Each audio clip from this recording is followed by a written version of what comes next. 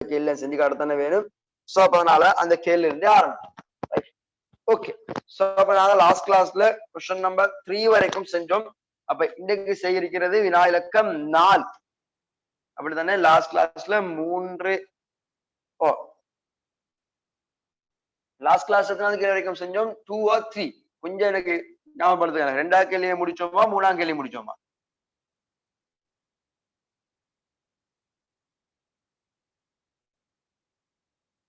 Last கிளாஸ்ல 3ஆவது கேள்வி வரைக்கும் செஞ்சோம். ரிமைண்டர் போட்டு சில கேள்வி வரைக்கும் செஞ்சோம். ஓகேயா?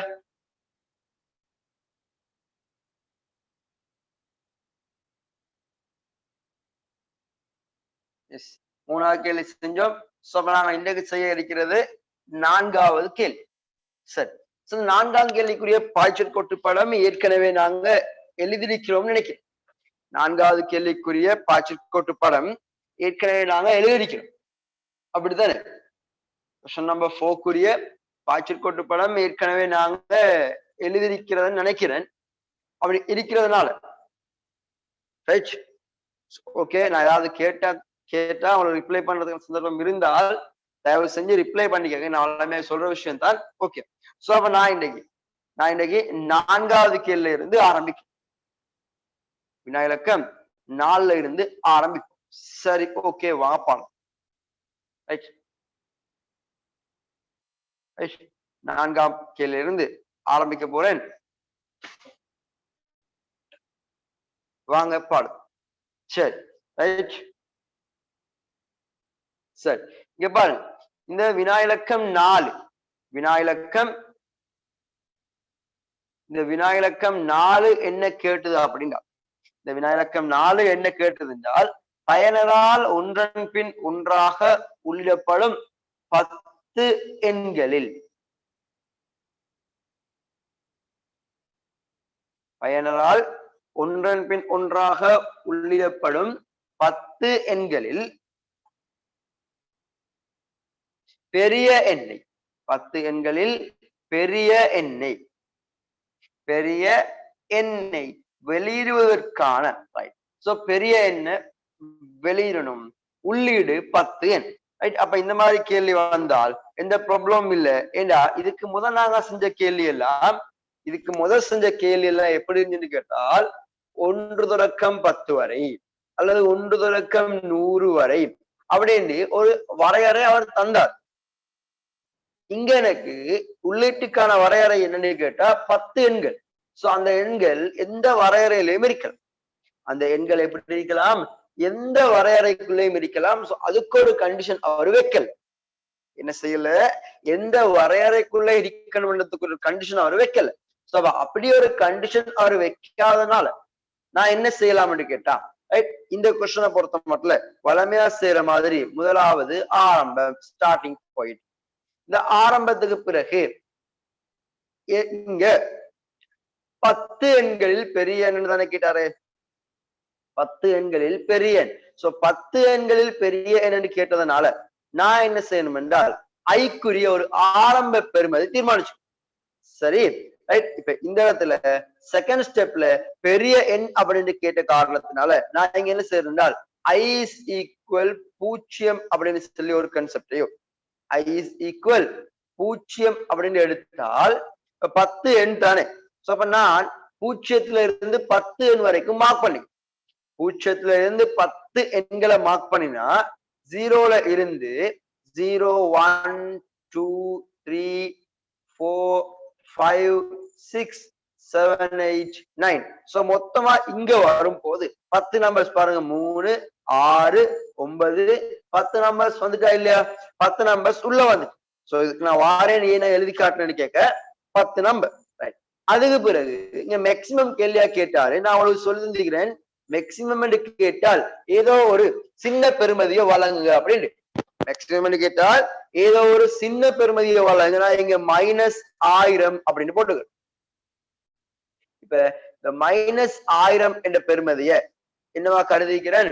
மேக்சிமம் என்று கருதிக்கிறேன். -1000 என்ற பெருமதியை மேக்சிமம் அப்படியா நான் கருதிக்கிறேன். சரி, இப்ப ஆரம்பிச்சு பாப்போம். இந்த ப்ரோக்ராம ஆரம்பிக்கும் போது பயனரால உள்ளிடப்படும் 10 எண்கள் தானே. சரி, இப்ப நான் இங்க ஐசமன் பூஜ்ஜியம் அப்படின்னு போட்டிக்கிறேனா? ஐசமன் பூஜ்ஜியம் என்று போட்டிக்கிறேன். பயனரால எத்தனை எண் உள்ளிடப்படணும் என்றது கேள்வி. இப்ப நான் என்ன செய்ய போறேன்னா, உள்ளீடு இப்பதை எடுக்கல், உள்ளீடு இப்பதை வாங்காம உள்ள போகும்போது கண்டிஷன் என்னென்றால், இந்த கண்டிஷன் இப்ப எனக்கு வேணும், ஐட பெருமதி எப்படி இருக்கணும்? நான் எழுத போறேன் ஐ சிறிது 10. நான் என்ன எழுத போறேன்? ஐ சிறிது 10 வரை. இந்த ஐ சிறிது 10 வரை என்று ஏன் எழுதுறேன் அப்படின்னு கேட்டால், அதுக்குத்தான் நான் இங்க அதுக்காக தான் நான் இங்க 9 வரைக்கும் எழுதி காட்டுகிறேன். ஐ சிறிது 10ன்னு போட்டோம்னா இந்த 10ன்னு நம்பரை எடுக்காது. அப்ப மொத்தமா 0ல இருந்து 9 வரைக்கும் 10 நம்பர்ஸ் வந்துட்டா இல்லையா? நீங்க இந்த 9ன்ற பெருமதியை பார்க்காதீங்க. இந்த 9 அப்படின்ற பெருமதியை பார்க்காது. இந்த 9 என்ற பெருமதியை பார்த்தீங்கன்னா ப்ராப்ளம்ல இது மாட்டிப்பா. 9 என்ற பெருமதியை பார்க்காது. இது வரைக்கும் கவுண்ட் என்ன? எண்ணிக்கை எத்தனை? 9 வரைக்கும் எண்ணிக்கை 10 இல்லையா? அந்த எண்ணிக்கை என்ற கான்செப்ட பாரு. இப்ப நான் இந்த கண்டிஷனுக்கு இதுக்கு ஆம் அப்படின்னும் அதே போல இல்லை என்னும் வரையிலுமா இல்லையா? எஸ், இது ஆம் அப்படின்டா, இது ஆம் அப்படின்டா ஐட பெருமதி பூஜ்ஜியத்துக்கு ஆம் என்று வந்திருக்கு. ரைட், இது ஆம் அப்படின்னு வரும் போது பாத்துக்க, இது ஆம் என்று வரும் போது சரி ரைட், இது எஸ்ன்னு வரும்போது நான் என்ன செய்யலாம் என்றால், இப்ப ஓகே தானே, நான் பாக்குற கண்டிஷனை விட குறைவா இருக்குதா? அப்ப அதனால நான் இங்க என்ன செய்ய போறேன்னு கேட்டா, அதனால நான் இப்ப இங்க என்ன செய்ய போறேன் அப்படின்னு கேட்டா, நான் இங்க உள்ளீட வாங்க. முதலாவது உள்ளீடு, உள்ளீடு உள்ளீடு என்ன? உள்ளீடு உள்ளீடு இப்பதான் நான் எழுதணும் ஒரு நம்பர். அப்ப நான் நம்பருக்காக வேண்டி என் அப்படின்றத மார்க் பண்ணிக்கிறேன். உள்ளீடு என். இப்ப என் என்ற பெருமதியை உள்ளீடு செஞ்சா அடுத்துதான் நான் என்ன செய்யணும் என்றால், இவரு கேட்டது மேக்சிமம். இதுக்குரிய ஐடியா நாங்க ஏற்கனவே எடுத்துக்கிறோம். இதுக்குரிய ஐடியா நாங்க ஏற்கனவே எடுத்துக்கிறோம். எப்படி என்றால் மேக்சிமையும். அப்படி இல்லைண்டா நான் என்ன செய்ய போறேன்னு கேட்டால், என் பெருமதி என் தானே, நான் செக் பண்ணிக்கிறேன். என் என்ற இந்த நம்பர் பெரிது மேக்சிமம், நம்பர் பெரிது மேக்சிமம் ஆண்டு செக் பண்ணிக்கிறேன். சோ நம்பர் பெரிது மேக்சிமம் நம்பர் பெரிது மேக்சிமம் ஆண்டு செக் பண்ணிக்கிறேன். இதுக்கும் எனக்கு ஆம் என்ற ஒரு விடை வரலாம். அதே சந்தர்ப்பத்துல இல்லை என்ற ஒரு ஆன்சரும் வரலாம். ஆம் என்ற ஒரு ஆன்சர் வரலாம், அதே டைம்ல எனக்கு இல்லை அப்படின்ற ஒரு ஆன்சரும் வரலாம்.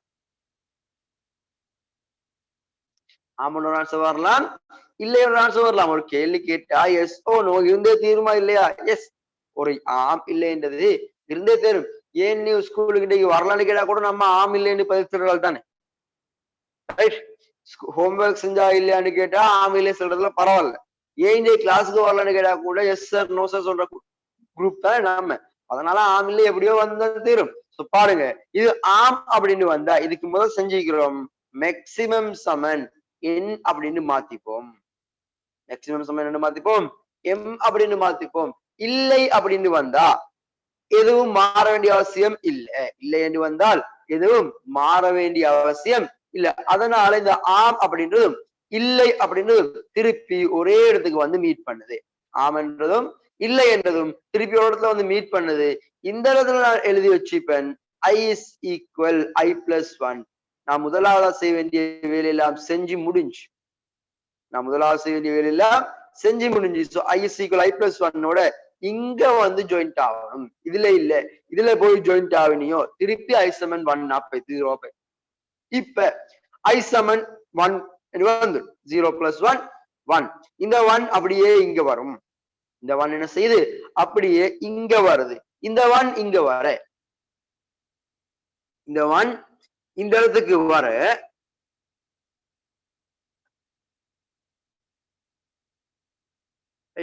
சோ இந்த 1 இந்த இடத்துக்கு வர திருப்பி கீழ i less than 0 1 less than 0. Yes, so இப்படி யாரு வரைக்கும் நடக்கும்?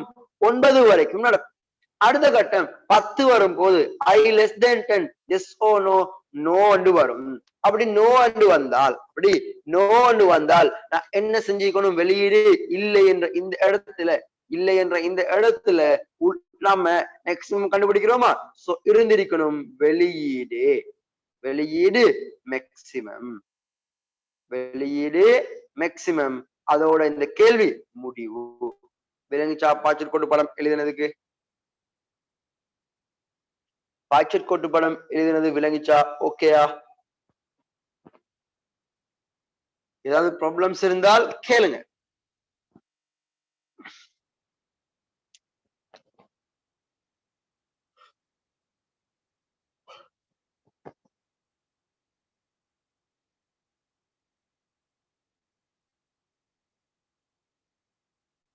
சரி, ஓகே, ரைட். இது ஓகே அப்படின்றதுனால நான் அப்படியே நெக்ஸ்ட் பக்கம் போறேன். இந்த நெக்ஸ்ட் பக்கம் என்னன்னு கேட்டா அதான் யாரு? சூடோ. ரைட். இப்ப சூடோ கோடுக்கு போனால் இந்த கேள்வியை பார்த்து நான் எக்ஸ்ட்ரா சூடோ கோடு வரையல, திருப்பியும் சொல்றேன். எக்ஸ்ட்ராவா சூடோ கோடு வரையலாம் இல்ல இந்த பாய்ச்சல் கோட்டு படத்தை பார்த்துக்கிட்டு சூடோ கோட மாத்தப்படும். இந்த பாய்ச்சல் கோட்டு படத்தை பார்த்தால் இந்த பாய்ச்சல் கோட்டு படத்தை எடுத்துக்கிட்டால் ஆரம்பம். இந்த பாய்ச்சல் கோட்டு படத்துல ஆரம்பம். Okay, then begin.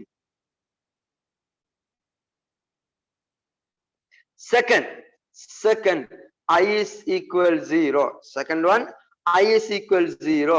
Maximum is equal. I is equal 0. Second step என்ன இருக்குது?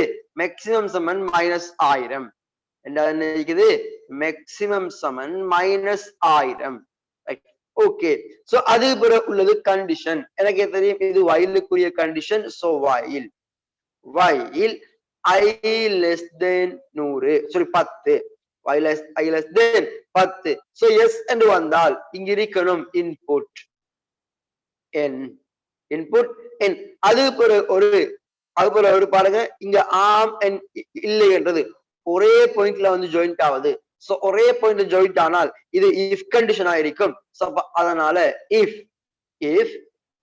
n பெரியது maximum, then அங்க answer maximum is equal n. இதுக்கு ஒரு எல்ஸ் பார்ட் இருக்குதான்னு கேட்டா இல்ல. ஏன்னா if எல்ஸும் இங்க பாருங்க, எல்ஸ்ல தனி ஆன்சர் இல்ல, வந்தவளது ஜாயிண்ட் ஆகுது. சோ அப்ப இந்த இடத்துல end if right.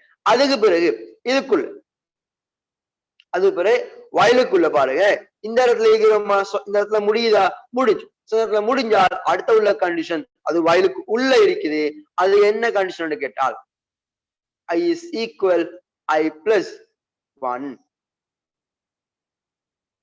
I is equal I plus 1.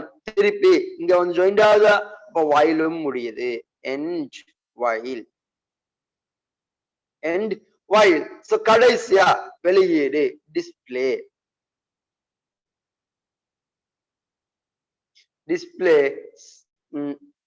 display maximum. அதோட மொத்த ப்ரோக்ராம் முடியுது. ஓகேயா? ரைட். சோ அப்ப சூடோ கோடும் ஓகே.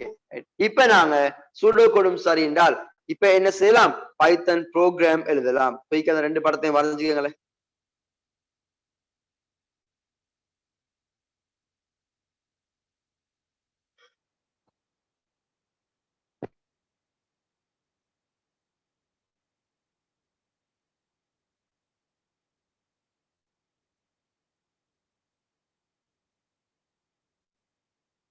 ரைட். சோ அப்ப நாங்க என்ன செய்ய போறோம்? இப்ப பைத்தன் ப்ரோக்ராம் எழுத போறோம். சரி, இப்ப பைத்தன் ப்ரோக்ராம் எழுதுறதுக்கு ஓகே, அப்ப எங்களுக்கு தெரியும் என்னென்ன செய்யணும். சோ அந்த அடிப்படையில் செஞ்ச ஒரு பைத்தன் IDLE ஒருங்கிணைந்த விருத்தி சூழலை ஓபன் பண்ணிக்கிறேன். பைத்தனுக்குரிய ஒருங்கிணைந்த விருத்தி சூழல் நான் ஆரம்பிச்சுக்கிறேன். ரைட். இப்ப பாப்போம். இப்ப அந்த ஒருங்கிணைந்த விருத்தி சூழல்ல இப்ப எங்களால பாருங்க, எங்களுக்கு எல்லாம் தெரியும். எங்களுக்கு ப்ராப்ளம் இருந்தது வந்து தெரியுதா? எங்களுக்கு ப்ராப்ளம் இருந்த இடம் என்னன்னு கேட்டால் எங்களுக்கு ப்ராப்ளமா இருந்தது என்னது? திருப்பியும் சொல்றேன், சூடோ ஃப்ளோ சார்ட் எழுதுறதுதான் பிரச்சனை. பைத்தன் எழுதுங்கன்னு சொன்னா ஒரு பிரச்சனை இல்ல. சூடோ கோட் இருந்த ஆன்சரை அங்கிருந்து எடுக்க போறோம், அவ்வளவுதான். சரி, இப்ப சூடோ கோட் இருந்து வருவோம். இப்ப எங்களோட சூடோ கோட் பாருங்க, பிகின். பைத்தனுக்கு பிகின் இருக்கான்னு கேட்டா இல்ல.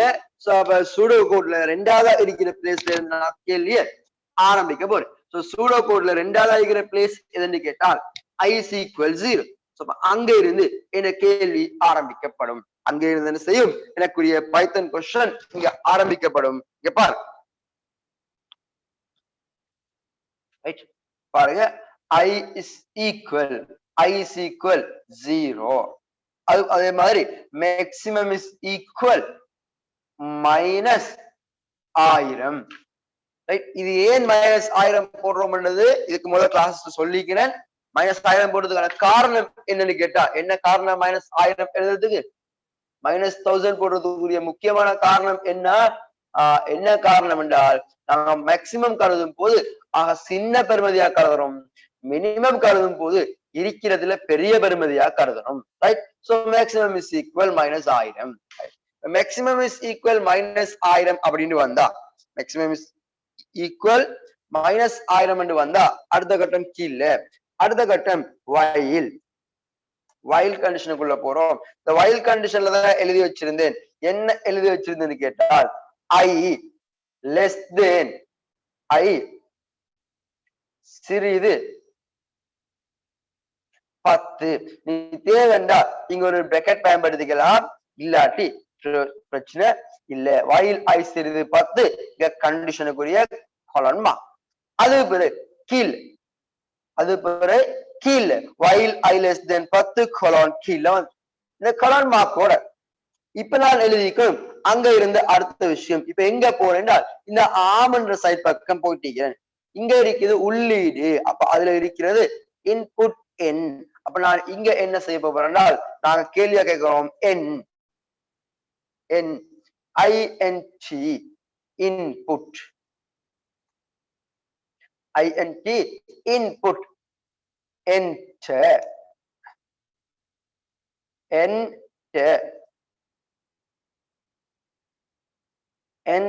a number அப்படின்னு ஒரு கேள்வியா கேட்டீங்க. enter a number. சோ முடியுது. இந்த நம்பர் வந்த பிறகு அடுத்ததா என்ன செஞ்சால், இஃப் n, இங்க பார்த்த கண்டிஷன் n பெரிது மேக்சிமம், இஃப் n பெரிது மேக்சிமம். சோ இந்த கண்டிஷனுக்கு தென்ல எழுதியிருந்தோம் n is equal maximum, sorry எழுதியிருந்தது maximum is equal, right, maximum is equal n. So n தான் மேக்சிமம் கீழ. எல்ஸ் இதுக்கு ஒரு எல்ஸ் பார்ட் இல்ல அப்படின்னு, சோ எல்ஸ் பார்ட் இல்ல என்றால் இஃப் முடியுது, இஃப் முடியுது என்றால் இந்த இடத்துக்கு வந்துடணும். சோ எல்ஸ் பார்ட் நான் கூட இங்கதான் வருவேன், இஃப் முடிஞ்சா கூட அங்கதான் வருவேன். சோ அதுலதான் எழுதிக்கணும். இந்த வயலுக்குள்ள வர அடுத்த condition i is equal i plus 1, i is equal i plus 1. கீழே பாருங்க, இப்ப எங்க இருக்கிறேன்னு கேட்டால், இந்த இடத்துல end if முடிஞ்சிச்சு, end if முடியுது. சோ end if முடிஞ்சால் பாருங்க, இதெல்லாம் வயலுக்குள்ள வந்த விஷயங்கள். இன்புட் n, if இந்த மேக்சிமம் வரைக்கும் வயலுக்குள்ள வந்த விஷயம். சோ இங்க end if முடியுது, end if முடிஞ்சால் நான் அடுத்த கண்டிஷனுக்கு வரணும். end if முடியுதா, சோ முடியுது. இன்புட் நான் இந்த if வந்து இங்க இருந்து எழுதிக்கணும். சூடோ கோட்ல உள்ள போயிட்டு sorry i is equal i plus 1, அதோட while loop முடியுது. i is equal i plus 1 while loop முடியுதுனால் திருப்பி ஒரு backspace. சோ while loopல இங்க கேள்வி வந்து இப்ப while loop முடிய என்ன இருந்துச்சுன்னு கேட்டால் print, while loop முடிய என்ன இருக்குன்னு கேட்டால் print maximum. இதோட கொஸ்டின் முடியுது. ஓகேயா? சோ பாருங்க, சூடோ கோட் எவ்வளவு பெருசா இருந்தாலும் பைத்தன்ல நிறைய விஷயம் எழுத மாட்டோம். அதனால பைத்தன் கோட் சீரியஸா வந்துட்டு ஓகே, நான் இத ரன் பண்ணி பாக்குறேன். enter a number, சரி 5, enter a number 6, enter a number 2, enter a number 9.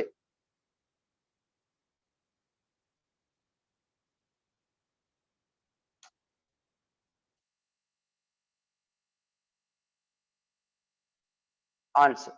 So பாருங்க, 1 2 3 4 5 6 7 8 9 10. சோ பயனரிடம் ஒன்றன் பின் ஒன்றாக 10 உள்ளீடுகளை கேட்டீங்கன்னா இல்லையா? சோ ஒன்றன் பின் ஒன்றாக 10 உள்ளீடு கேட்டேன். அந்த 10 உள்ளீடுக்கும் சாரி ரைட். சோ பாருங்க, இருங்க வாரேன்.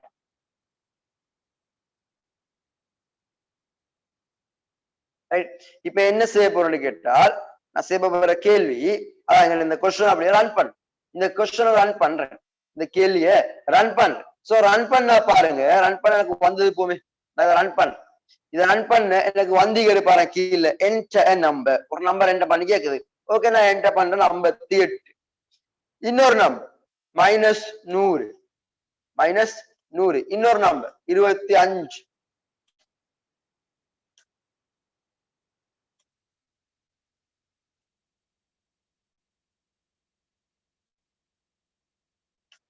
ரைட். So answer 1000 வந்தீங்கதா? இங்க பாரு, என்டர் பண்ண numbers 58 10 sorry -100 25, 3 number, 4 5 6 number, 7 8 9 10 numbers ஒன்றன் பின் ஒன்றாக நான் உள்ளிட்ட விதமொழி விளைவித்தானே. 10 நம்பர்ஸ் என்ன செஞ்சேன்? ஒன்றன் பின் ஒன்றாக உள்ளிட்டேன். 10 நம்பர்ஸ் ஒன்றன் பின் ஒன்றாக உள்ளிட்டேன். அதே டைம்ல மேக்சிமம் கடைசியா ஆன்சரா வந்திக்குது. சோ எங்களுக்கு இந்த ஆன்சரை கொஞ்சம் இன்னும் மெருகூட்டி வழங்கலாம். என்னன்னு கேட்டால், இங்க பிரிண்ட் மேக்சிமம் தானே போட்டுக்கிறேன். இங்க நான் எழுதிக்கலாம் மேக்சிமம் ஆஃப், அதாவது maximum of your numbers, maximum of your numbers அப்படின்னு எனக்கு இப்படியும் எழுதிக்கலாம். Sorry, extra point. இங்க பார், இப்படி எழுதிருந்தால் இப்ப ஆன்சர் வரும்போது அந்த மேக்சிமம் என்ற ஆன்சர் சும்மா வராம எப்படி வந்திருக்கும், அந்த மேக்சிமம் அப்படின்ற ஆன்சர் சாதாரணமா வராம எப்படி வந்திருக்கும் என்றதுக்காக தான் கேள்வி எழுது. ரைட். மேக்சிமம் ஆன்சர் பாருங்க எப்படி வந்திருக்கும் என்றால், நான் சும்மா நம்பர்ஸ் கொஞ்சம் என்டர் பண்றேன்.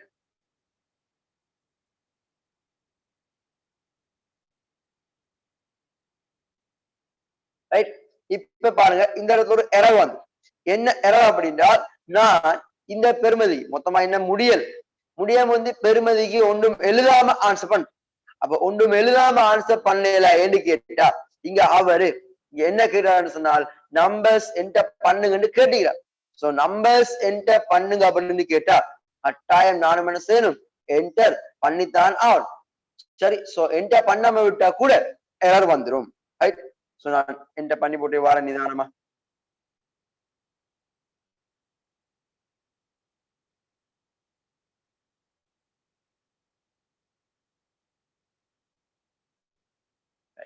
So maximum of your numbers 658.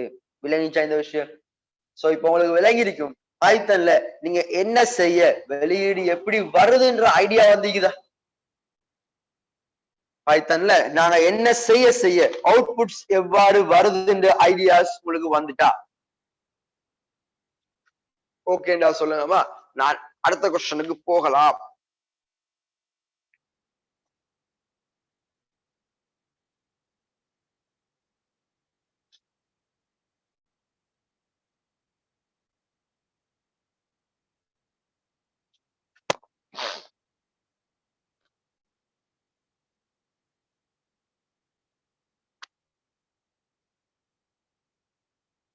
Right. விலங்குதா மத்தவங்களுக்கும்? Right. அடுத்தாங்களும் ஓகேயா? சரி. சோ அப்ப நான் அடுத்த கேள்விக்கு வா.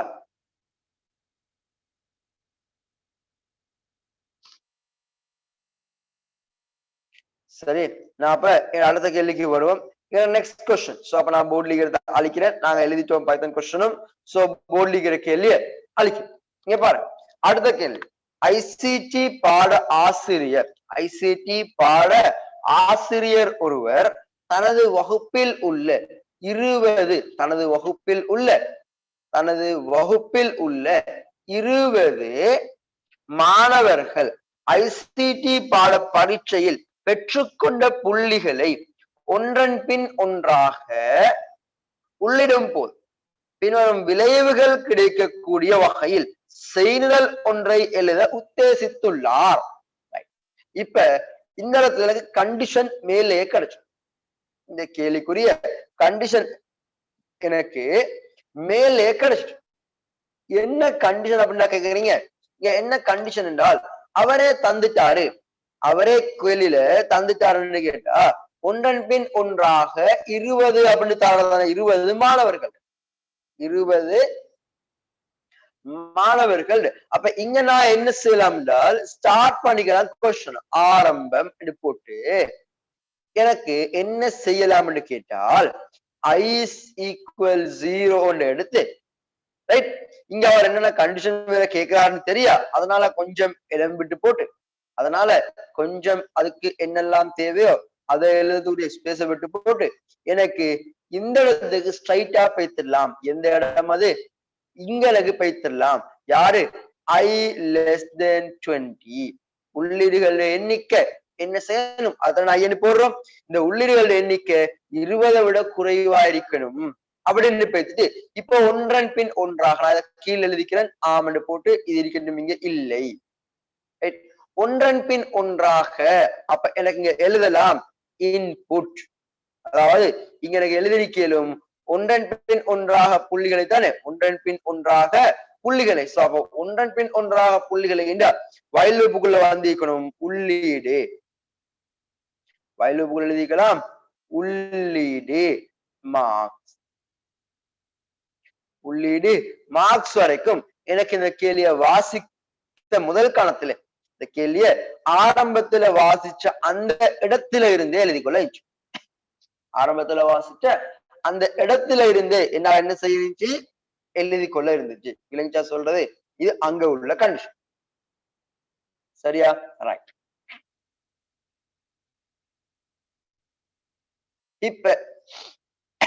இப்ப நான் அப்படியே நெக்ஸ்ட் ஸ்டெப்புக்கு மூவ் ஆகும்.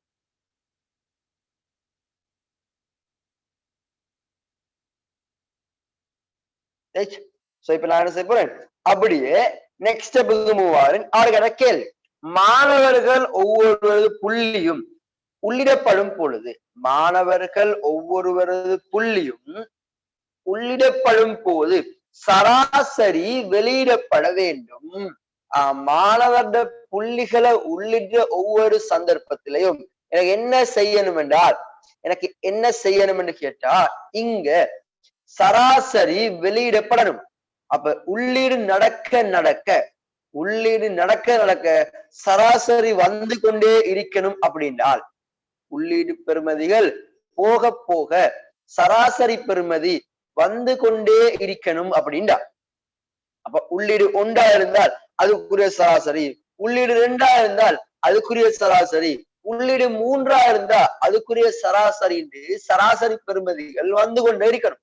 அப்ப நான் இங்க என்ன செய்ய போறேன்னால் சராசரி தேவையா, முதலாவது என்ன செய்யலாம், some is equal, right, some is equal எனக்கு என்ன செய்யலாம்னு கேட்டால் சம் பிளஸ் நம்பர், அதாவது மார்க்ஸ் சொல்லி முதல் கட்டமா இந்த மார்க்ஸ் எல்லாத்தையும் கூட்டலாம். இந்த மார்க்ஸ் எல்லாத்தையும் என்ன செய்யலாம், என்னால கூட்டலாம்.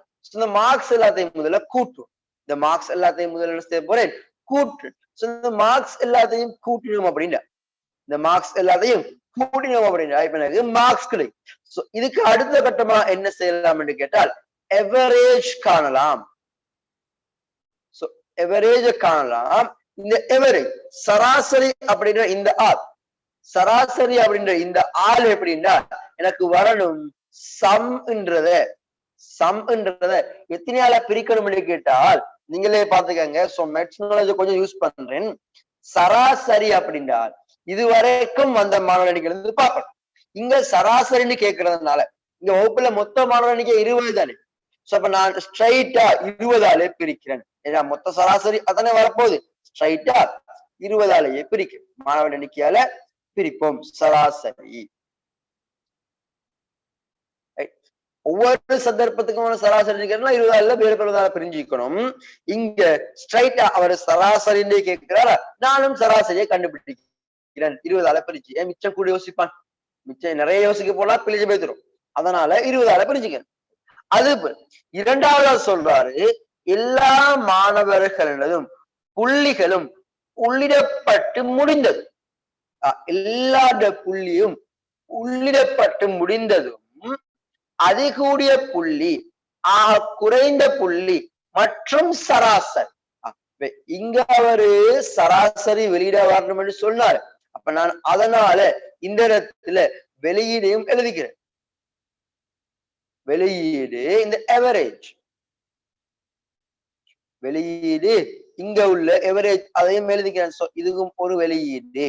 அதுக்கு பிறகு கடைசியா என்ன சொல்றார் என்றால், எல்லா புள்ளிகளும் உள்ளிடப்பட்டு முடிந்ததும், எல்லா மாணவருடைய புள்ளியும் உள்ளிடப்பட்டு முடிந்ததும் மேக்சிமம் வரணுமாமா. சோ மேக்சிமம் கடைசியா வரணும் என்றாலும் நான் ஒவ்வொரு ஸ்டெப்ஸ்லயும் கண்டிருக்கணும், ஒவ்வொரு ஸ்டெப்லயும் செஞ்சுக்கணும், கண்டிருக்கணும். சோ அப்ப இங்க எழுத போகிற அப்படின்றால் இந்த மார்க்ஸ் நான் எம் என்று வச்சுக்கிறேன். எம் பெரிது மேக்சிமம், எம் பெரிது மேக்சிமம் அப்படின்னு இருந்தால், எம் பெரிது மேக்சிமம் அப்படின்றால் இங்க எனக்கு ஆம் என்ற ஆன்சரும் அதே மாதிரி இல்லை என்ற ஆன்சரும் வரலாம். ஆம் என்ற விடையும் இல்லை என்ற விடையும் வரலாமா இல்லையா? எஸ், வந்திருக்கலாம். அப்ப அதனால நான் இப்ப என்ன செய்ய கேட்டால், ஆம் என்ற இந்த இடத்துல, ஆமன்னு சொல்ற இந்த இடத்துக்கு நான் எழுதியிருப்பேன் மேக்சிமம் சமன் எம் அப்படின்னு எழுதியிருப்பேன். சோ மேக்சிமம் சமன் எம். இல்லை என்ற இந்த சந்தர்ப்பத்துல நான் ஆமன்றது மேக்சிமம் போய்த்தரும். அப்ப இல்லை என்றதுல கேள்வி மினிமம் கேட்கறா. அப்ப இல்லை என்றது செக் பண்ண போறேன். M less than minimum, m மினிமத்தை விட சிறிசா, எம் மினிமம் என்ற பெருமதை விட சிறிசான்னு பாப்போம். எம் மினிமம் என்ற கண்டிஷனை விட மினிமத்தை விட சிறிசா. அப்ப இதுக்கும் எனக்கு என்ன வரலாம் என்று கேட்டால், இதுக்கும் எனக்கு ஒரு ஆம் என்ற ஆன்சர் வரலாம். இதுக்கும் ஒரு ரைட் சொன்னா ஆமண்டையும் இங்க எழுதுகிறேன். இதுக்கும் எனக்கு ஒரு ஆம் என்ற ஆன்சர் வரலாம். அதே மாதிரி இல்லை என்ற ஆன்சர் வரலாம். அதே மாதிரி இல்லை என்ற ஆன்சரும் வரலாம். ஆம் என்ற ஆன்சர் வந்தால் இங்க நான் எழுதிப்பேன் மினிமம் சமன் எம். மேக்சிமமா இல்லாத ஆளத்தான் மினிமம் பார்க்க அனுப்பினேன். அப்ப அதுவும் எனக்கு மேக்சிமமா இல்லாத நபரை மினிமமானு செக் பண்ண அனுப்பினேன். அதை பார்க்கும்போது இல்ல, மினிமம் இல்லைன்ற மாதிரி வருது. சரி, மினிமம் ஆமண்டு வந்தா மினிமமா போட்டுருவேன். இல்லைன்றால் அது யாரும் இல்லை. சம்டைம் ஈக்குவல் பருமதி எழுதிக்கலாம், ஈக்குவல் பருமதி இங்க பார்க்கல. சரியா? அப்ப ஆம் இல்லை என்ற கான்செப்ட் உள்ள வந்துடும். அது பிறகு இப்ப அவர் சொன்ன எல்லா விஷயத்தையும் கண்டுபிடிச்சு, அவர் சொன்ன எல்லா விஷயத்தையும் கண்டுபிடிச்சு முடிஞ்சு. அவரு சொன்ன எல்லாம் கண்டுபிடிச்சதுக்கு பிறகு, அவர் சொன்ன எல்லாம் கண்டுபிடிச்சதுக்கு பிறகு என்ன ப்ரோக்ராம் திருப்பி எங்க வந்திருக்கணும்? திருப்பி இந்த இடத்துக்கு வந்திருக்கணும். திருப்பி எங்க வந்திருக்கணும்? இங்க வந்திருக்கணும். சோ நான் இந்த இடத்துல இல்லை என்று போட்டிருந்தானே, பாத்துக்கங்க. இப்ப இந்த ப்ரோக்ராம் இங்க இருந்து இப்ப சுத்தி இங்க வர வேண்டியிருக்கும். நான் இப்ப இங்க இல்லை என்று போட்டுக்கிறேன் தானே, இங்க இதை வெட்டிக்கிறேன். அதான் இல்லை இங்க போட்டு முடிக்கிறேன் ப்ரோக்ராம. சோ அப்ப இப்ப நான் வந்து இங்க ஜாயின்ட் ஆகும், அங்க ஜாயின்ட் ஆகும் போது, எங்க இங்க வந்து ஜாயின்ட் ஆகும் போது அடுத்த ஐக்காதானே ஜாயின்ட் ஆகிறேன். சோ அப்ப அங்க வந்து ஜாயின்ட் ஆகும் போது கட்டாயம் எழுதிருக்கணும் i is equal i plus 1. இது கட்டாயம் எழுதிருக்கணும். அந்த i is equal i plus 1 ஓட எங்கிருந்து வாரேன்? எங்கிருந்து வாரேன்? இங்க இருந்து வாரேன். i is equal i plus 1 வந்து இதுல ஜாயின்ட் ஆகுது. அதுக்கு பிறகு முடிவு போற டைம்ல யார் யாரு அவுட்புட்டா வரணுமா இருந்தால் வெளியீடு வந்திருக்கணும் எம் உண்டு, மேக்சிமம் மினிமம் அதோட எவரேஜ். சோ வெளியீடா வந்திருக்கணும் மேக்சிமம் மினிமம் எவரேஜ். சோ அப்ப வெளியீடுகள் நான் ஒரேடியா வெளியீடுகள் என்று போட்டு எழுதிக்கிறேன். ஒன்று மேக்சிமம், அடுத்தது மினிமம், அடுத்தது எவரேஜ். சோ இவங்க எல்லாரையும் ஒரே லைன்ல வெளியீடு அப்படின்னு எழுதிக்கிறேன், ப்ராப்ளம் இல்ல, பிரச்சனை இல்லை, எழுதிக்கிறேன். அதோட ப்ரோக்ராம் முடிவு. விளங்கிச்சா இது? இந்த பாய்ச்சற்கோட்டு படம் விளங்கிச்சா?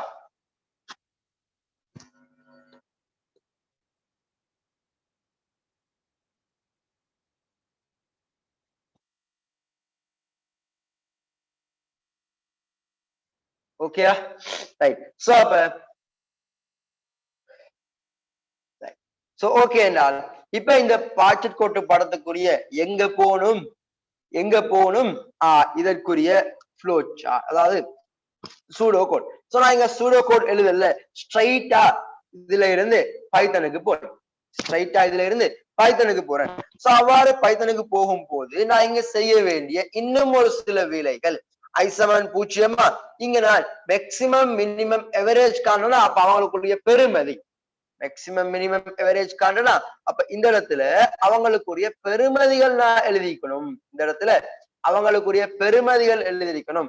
சோ அப்ப நான் இங்க எழுதிக்கிறேன் மேக்சிமம் சமன் -1000, அதே மாதிரி மினிமம் சமன் 1000, அதே மாதிரி எவரேஜ் சமன் 0.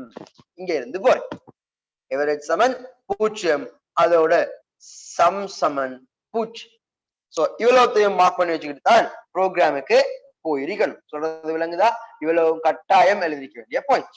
சரி, இப்ப பைத்தன் ப்ரோக்ராம், பைத்தன் ஷெல்ல ப்ரோக்ராம் ஆரம்பிப்போம். ப்ரோக்ராம்ல எங்களுக்கு தெரியும் ஸ்டார்ட்ன்றது இல்ல, அப்ப இங்கிருந்து ஆரம்பிக்கணும். சோ அங்க இருந்து ஆரம்பிக்கிறேன். என்ன? i சமன் 0. அடுத்து மேக்சிமம் சமன் -1000, மினிமம் சமன் 1000, அதோட எவரேஜ் ஏவிஜி போட்டுக்கிறேன். எவரேஜ் சமன் ஏவிஜி எழுதிக்கிறேன். எவரேஜ் சமன் என்ன? எவரேஜ் சமன் 0. சரி, அதோட சம் சமன் அதுவும் 0. சோ தேவையான எல்லாரையும் எழுதிக்கிட்டாச்சு. அதுக்கு பிறகு அவருடைய கண்டிஷன் படி while என்ன condition? i less than 20, i less than 20. So இதுக்கு எஸ் or no ஆன்சர் வரலாம். எஸ் ஆன்சருக்குள்ள, இந்த எஸ் ஆன்சருக்குள்ளதான் இவ்வளோ இருக்குது. யாரு? உள்ளீட்டுல இருந்து ஆரம்பிக்கணும். சோ அப்ப இங்க நான் எழுதுறேன் m is equal int, m is equal int input, enter mark.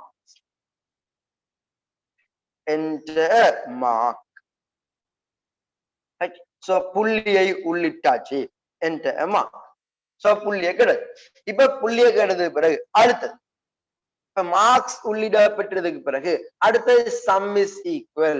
Okay, sum is equal sum plus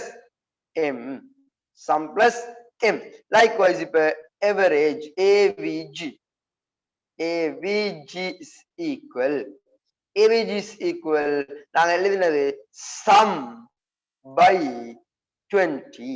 ஏன் ஸ்ட்ரைட்டா 20 போட்டோம்னா மாணவனோட மொத்த எண்ணிக்கை 20, அதனால ஸ்ட்ரைட்டா அதையே போட்டுக்கிறேன். அதுக்கு பிறகு இவர் என்ன கேட்டார் என்றால் எவரேஜ். அது பிறகு கேட்டது எவரேஜ். சோ அப்ப எவரேஜ் ஏவிஜ், அது பிறகு print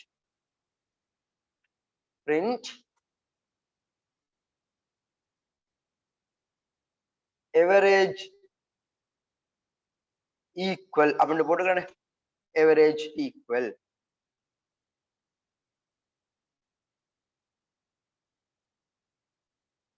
right. So average is equal இந்த இடத்துல இந்த a right. So average is equal இந்த இடத்துல எழுதுகிறேன் avg, அதான் average. ஓகேயா? அது பிறகு கீழே வந்தா எவரேஜ் வரைக்கும் சரி, எவரேஜ் வெளியிட்டு முடிஞ்சு அது பிறகு m greater than maximum. அது பிறகு என்ன இருக்குதா? m பெரிது மேக்சிமம், ஓகே எம் பெரிது மேக்சிமம் பாத்துருவோமே. இஃப் இஃப் எம் பெரிது மேக்சிமம், எம் பெரிது மேக்சிமமா இருந்தால் எனக்கு ஆன்சர் என்ன வரணும்னு கேட்டா மேக்சிமம் இஸ் ஈக்குவல் எம் அப்படின்னு எழுதணும். எம் பெரிது மேக்சிமம் என்றால் மேக்சிமம் இஸ் ஈக்குவல் எம் எழுதணும். ஒருவேளை இல்லை என்றிருந்தால் எல்ஸ். இந்த எல்ஸுக்குள்ள என்ன எழுதிக்கணும்னு கேட்டா இந்த எல்ஸ் கண்டிஷனுக்குள்ள ஒரு இஃப் கண்டிஷன் வருது. இதைத்தான் நான் உங்களுக்கு ஏற்கனவே சொன்னேன். இதை நீங்க எப்படி எழுதலாம் என்றால் எல் இஃப் எழுதலாம். இந்த எல் இஃப்ல நான் பார்க்க போறது m less than minimum. M less than minimum. Yes m less than minimum அப்படின்றால் இங்க நான் எழுதிக்க போறது இங்க minimum is equal m. Minimum is equal. So மேக்ஸிமமா இருந்தா எம் மேக்ஸிமம், மினிமமா இருந்தா எம் மினிமம். சோ இதுலயும் இங்க பாருங்க இந்த ரெண்டு பேருக்கும் எல்ஸ் பார்ட்டுக்குன்னு சொல்லி இவர்ட எல்ஸ் பார்ட்ல ஆன்சர் வந்துச்சு, அது இங்க எழுதியாச்சு. ரைட், இவர்ட எல்ஸ் பார்ட்ல ஆன்சர் இல்ல, இங்க தான் போகுது. சோ அப்ப ரெண்டு பேரையும் எல்ஸ் பார்ட் ஆன்சர் இங்க வந்து சேருதா? Is okay, else part answer அங்க வந்து சேருது. அப்ப அதனால எல்ஸ் என்ற ஒண்ணு இங்க இல்ல. மொத்தமா I is equal I plus 1. I is equal I plus 1. அதோட இதோட பாருங்க I is equal I plus line வந்து இங்க முடிவு சேருதா? சேர்ந்தால் while loop முடியுது. அடுத்த எல்லாம் printing statement. சோ இப்ப print. சோ முதலாவது printல இருந்து எழுதுறேன் print. இங்க எழுதிக்கிறேன் maximum mark.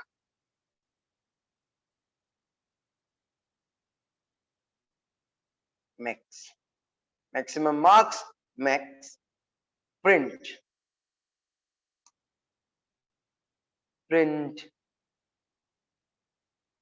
minimum mark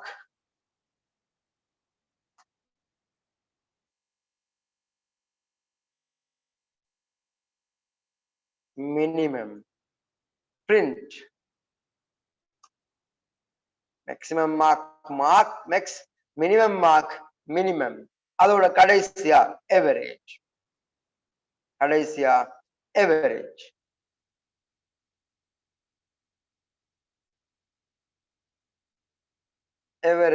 mark.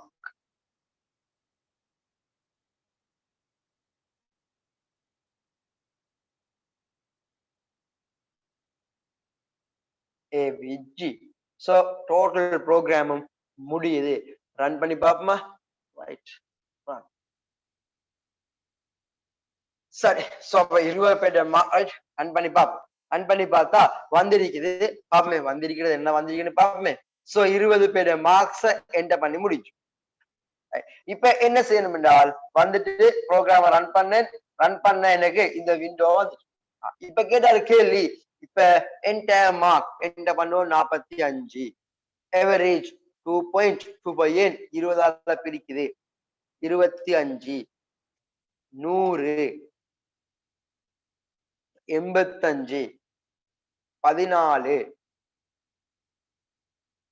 50, 45,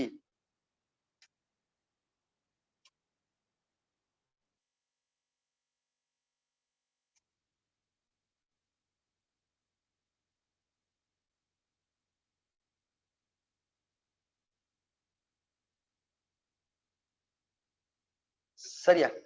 so அப்ப எல்லா மார்க்ஸையும் என்டர் பண்ணி முடிஞ்சு.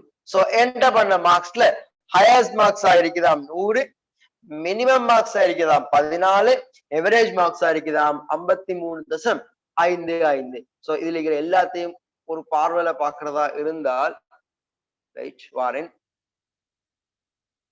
கொஞ்சம் நான் ஃபொண்ட் சைஸ் குறைச்சிக்கிட்டு வார், அப்பதான் ஒரே பார்வையில பார்க்கலாம்.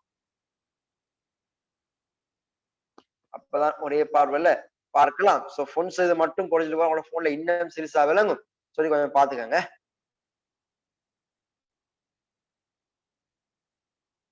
சோ பாருங்க, ரைட். சோ கொஞ்சம் போனை உன்னிப்பா பாத்தீங்கன்னா விளங்கும்.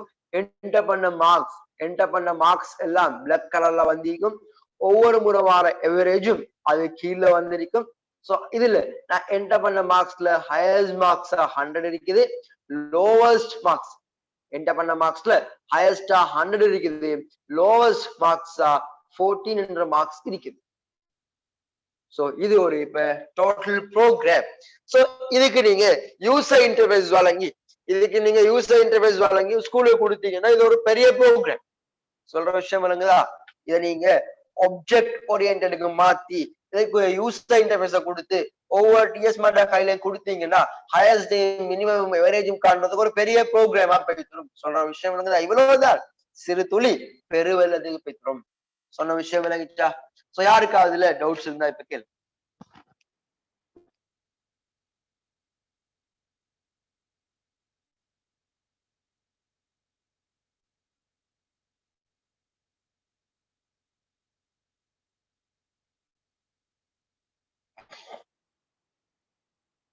ஏதாவது இந்த பைத்தன் ப்ரோக்ராம்ல ஏதாவது டவுட்ஸ் இருந்தால் கேட்கலாம்.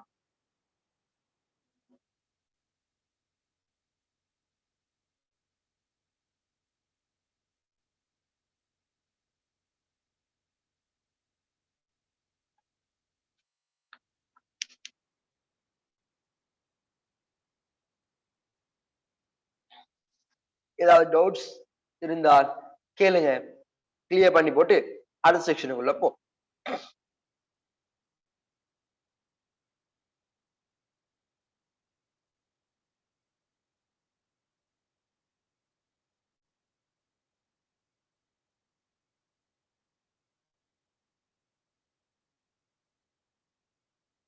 டவுட்ஸ் எதுவுமே இல்லையா? டோட்டலா கிளியரா? அப்ப யாருக்கும் எந்த ப்ராப்ளமும் இல்லை.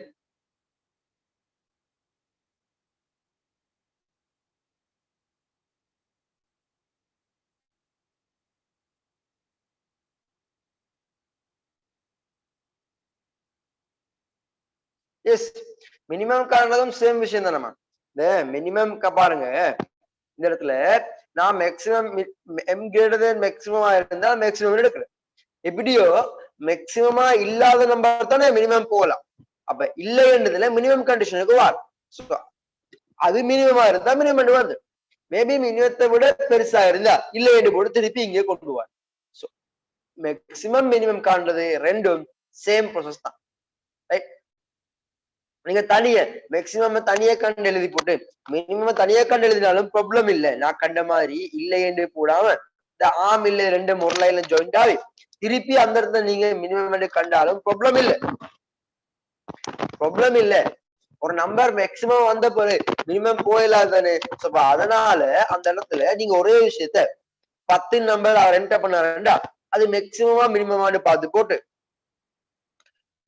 மேக்சிமம் பார்த்து இல்லை என்று வந்தாலும் ஆமண்டு வந்தாலும் திருப்பி நீங்க அதே நம்பரை மினிமம் பார்க்க வேண்டியிருக்குமா இல்லையா? சொல்ற விஷயம் விளங்குதா? சோ அப்ப நீங்க மேக்சிமம் மினிமம் ரெண்டுக்கும் திருப்பி திருப்பி கேள்வி செஞ்சுட்டே இருக்கணும். அதனாலதான் மேக்சிமம் வார நம்பரை மேக்சிமம் வெளியே அனுப்பினா மினிமத்துக்குள்ள அவர் வரவே மாட்டாரா இல்லையா? மாட்டாரு தானே. அதனால கேள்வி லேசா போய் ப்ராசஸ் லேசா போய்த்தரும். அதனாலதான் அப்படி எழுதுறேன். ஓகேயா? ரைட். சோ இப்ப எக்ஸாம்ல உங்களுக்கு கேட்கலாம், இதே கேள்வி for loopல எழுதிருந்தா எப்படி வந்திருக்கும்? இதே கேள்விக்கு for loop ஆன்சர் என்ன? இதே கேள்விக்கு for loop ஆன்சர் என்னன்னு கேட்டா நீங்க இந்த எழுதிக்க தேவையில்லை. இது எழுதிக்க வேண்டிய அவசியம் இல்ல. அதே மாதிரி இந்த இடத்துல for loop மாறுற இடம். சோ அப்ப இந்த இடத்துல நீங்க எழுதிக்கணும் என்ன? for I in range.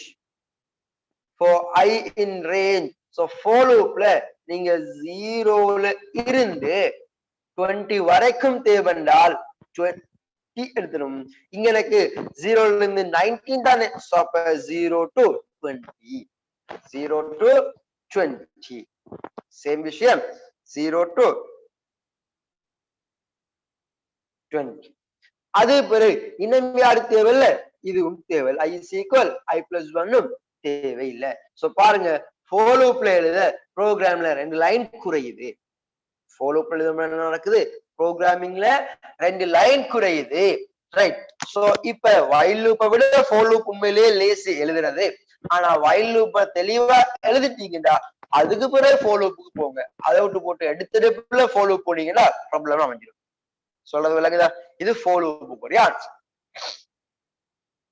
சரி, இப்ப நான் ஏன் உங்களுக்கு ரெண்டாவது for loop செஞ்சு காட்டுன்னு கேட்டா, நான் ஏன் உங்களுக்கு இந்த ரெண்டாவது ஆப்ஷனா for loop செஞ்சு காட்டினேன் அப்படின்னு கேட்டா, தெளிவா ஞாபகம் வச்சுக்கோங்கம்மா. நான் இந்த for loops எடுத்துக்கூடிய மெயின் ரீசன் என்னன்னு கேட்டா, நாங்க எப்பயும் ப்ரோக்ராமிங் செய்யும் போது நாங்க ப்ரோக்ராம்ஸ்ல லைன்ஸ் குறையிற மட்டும் என்னது லைன்ஸ் குறையிற மட்டுக்கு நல்ல நினைப்பாங்க. ப்ரோக்ராமிங்ல லைன்ஸ் குறையிற மட்டுக்கு நல்லம் அப்படின்னு நினைப்போம். அப்படி லைன்ஸ் குறையிற மட்டுக்கு நல்லம் அப்படின்றதுனாலதான் லைன்ஸ் குறையிற மட்டுக்கு எனக்கு விருப்பம். சோ லைன்ஸ் குறையிற மட்டுக்கு என்னால விருப்பம் அப்படின்றதுனால நான் இப்ப என்ன செய்ய போறேன்னு கேட்டா, ப்ரோக்ராம்ஸ்ல லைன்ஸை எவ்வளவுக்கு எவ்வளவு குறைக்கலுமோ அவ்வளவுக்கு அவ்வளவு குறைக்க பார்ப்போம். ப்ரோக்ராம் லைன்ல செய்வோம், எவ்வளவுக்கு எவ்வளவு குறைக்கலாமோ அவ்வளவுக்கு அவ்வளவு ப்ரோக்ராம் லைன்ஸை குறைக்கலாம்ன்றது எங்க ஐடியாவா இருக்கணும். அவ்வளவுக்கு அவ்வளவு ப்ரோக்ராம் குறைக்கிறது எங்க ஐடியாவா போகணும். சோ இப்ப அந்த ஐடியா அடிப்படையில நாங்க இப்ப புதிய எழுத போறோம். அந்த ஐடியா அடிப்படையில் நாங்க இப்ப என்ன செய்ய போறோம், அடுத்ததாக ஒரு புதிய தலைப்பு எழுத போறோம். சோ எழுதுங்க, தலைப்பு எழுதுங்க, பயனர் வரையறை செயலிகள், யூசர் டிஃபைன்ட் ஃபங்க்ஷன்ஸ். சோ அடுத்த தலைப்பு பயனர் வரையறை செயலிகள்.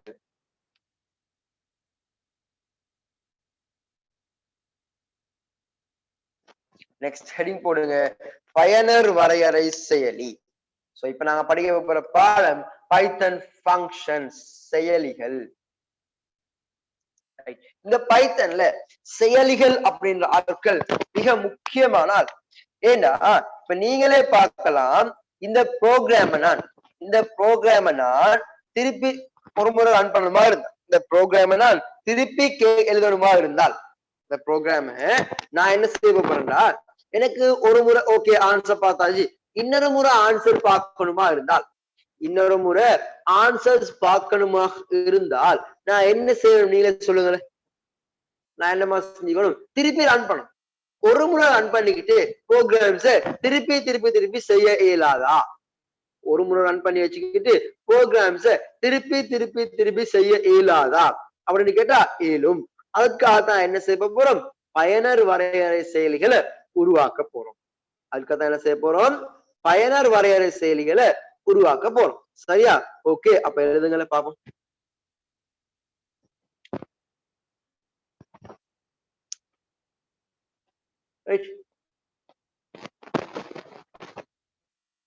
அப்ப எழுதுவோமா? ரைட், எழுதுங்க. பயனர் வரையறை செயலிகள் என்பது, பயனர் வரையறை செயலிகள் என்பவை யூசர் டிஃபைன் ஃபங்க்ஷன் பயனர் வரையறை செயலிகள் என்பது பைத்தன் செயலாக்கத்தில், பயனர் வரையறை செயலிகள் என்பது பைத்தன் செயலாக்கத்தில்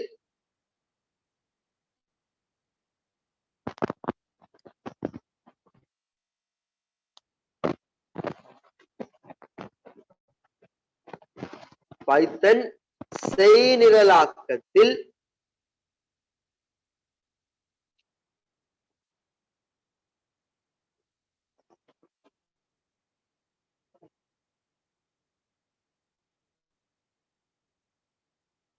பைத்தன் செயலாக்கத்தில்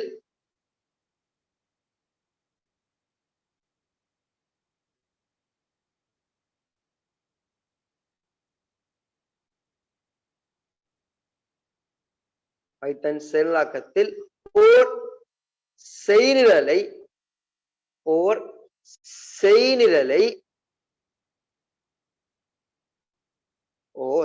செய்நிரலை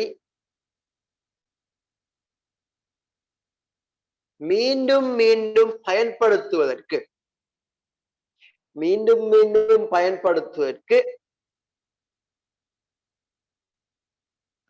ஒரு செயலை மீண்டும் மீண்டும் பயன்படுத்துவதற்கு பயன்படும் ஒரு நுட்பமாகும்.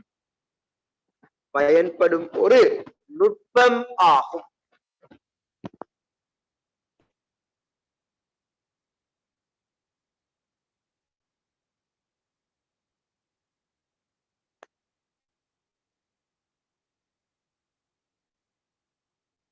பயன்படும் ஒரு நுட்பம் ஆகும்.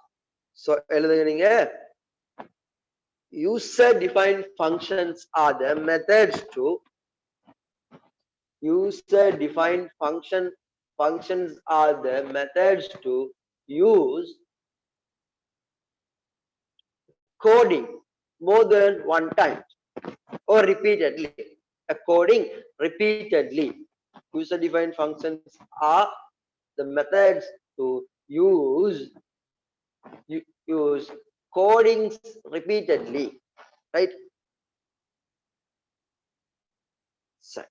அடுத்த விஷயம், right? செயலி ஒன்றை எழுதும் போது, அடுத்த விஷயம், செயலி ஒன்றை எழுதும் போது, செயலி ஒன்றை எழுதும் போது, right? user defined function தானே. சோ செயலி ஒன்றை எழுதும் போது நாங்க இந்த define என்றதுல இருந்து ஆரம்பிக்கும். செயலி ஒன்றை எழுதும் போது டெஃப் என ஆரம்பிக்கப்பட வேண்டும். செயலி ஒன்றை எழுதும் போது டெஃப் என ஆரம்பிக்கப்பட வேண்டும்.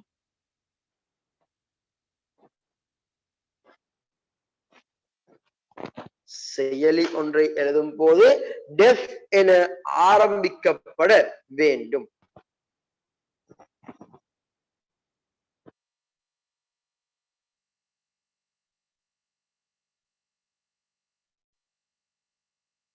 when we are writing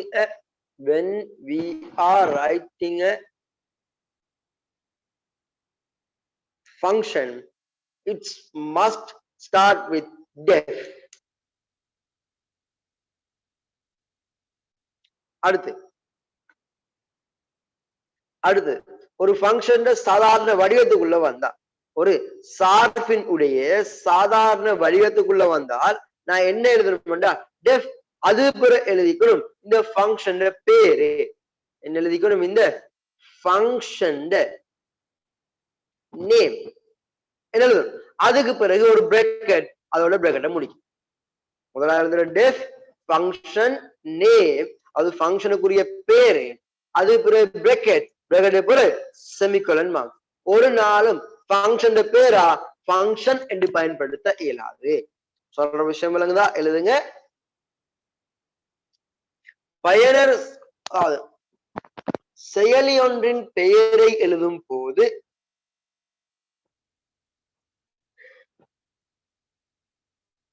செயலி ஒன்றின் பெயரை எழுதும் போது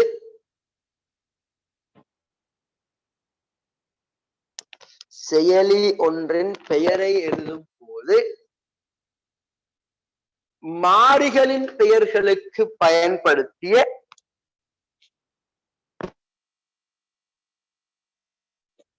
மாறிகளின் பெயர்களுக்கு பயன்படுத்திய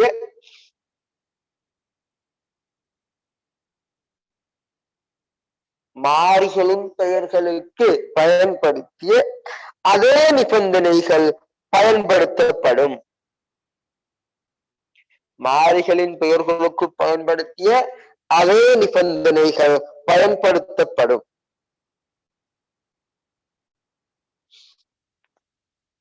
அதே நிபந்தனைகள் பயன்படுத்தப்படும்.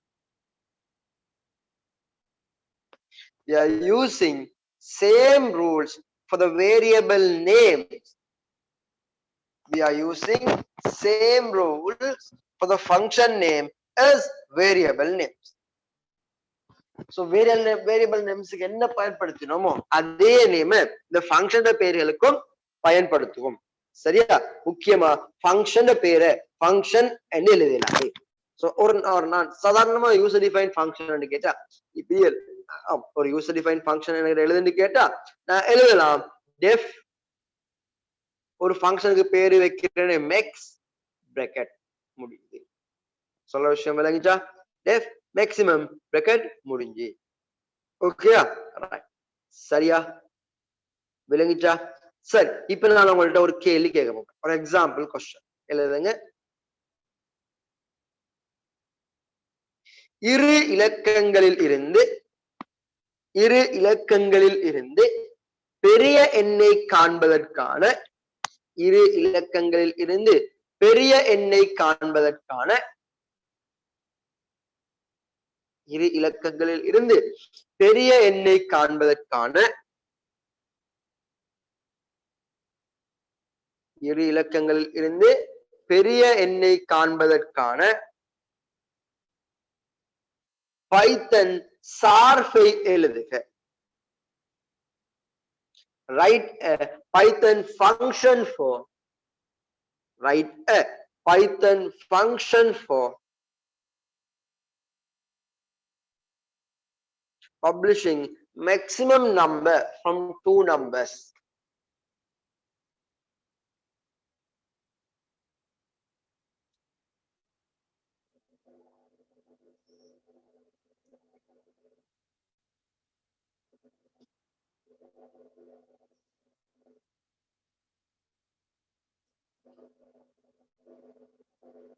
Right. இங்க பாரு, நான் முதலாவது என்ன தெரியுமா செய்ய போறேன்? ஃபங்க்ஷனா எழுதும் போது என்ன நான் இன்னைக்கு எழுதுனா இதுக்கு முந்தைக்கு எல்லாம் செஞ்சுக்கணும் தானே. நான் ஃபங்க்ஷனா எழுதும் போது நான் இப்ப என்ன செய்ய போறேன்னால் இந்த மேக்ஸிமம் நம்பர் காணுதோட கேள்வி நம்ம எழுதிக்கிறோம். அதெல்லாம் எழுதி போட்டு வரணும். A is equal int input. A is equal int input.